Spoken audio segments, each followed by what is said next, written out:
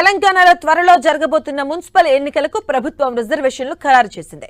జనాభా ప్రతిపాదికనటువంటి రిజర్వేషన్లు ఖరారు చేసింది. రాష్ట్రంలోని 121 మున్సిపాలిటీల్లో జనరల్ కేటగిరీలో 61 మున్సిపాలిటీలను కేటాయించగా ఇందులో 50% మహిళలకు కేటాయించింది.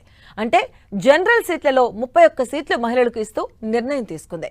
ఇక బీసీ జనరల్ కు 19 మున్సిపాలిటీలు, బీసీ మహిళలకు మరో 19 మున్సిపాలిటీలు కేటాయించింది.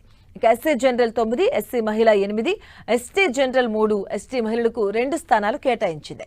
ఇక తెలంగాణలో మరో 10 కార్పొరేషన్లకు కూడా రిజర్వేషన్లను ఖరారు చేసింది ప్రభుత్వం. 10 కార్పొరేషన్లలో జనరల్ 1, జనరల్ మహిళలకు 3, బీసీ జనరల్ 2, బీసీ మహిళ 1, అలాగే ఎస్సీ ఎస్టీలకు చెరొకటి చొప్పున స్థానాలు కేటాయించింది. ఈ నెల 17న రిజర్వ్డ్ స్థానాల్లో వేటిని ఎవరికి కేటాయించాలి అనేది ఖరారు చేసే అవకాశం ఉన్నట్లుగా పురపాలక శాఖ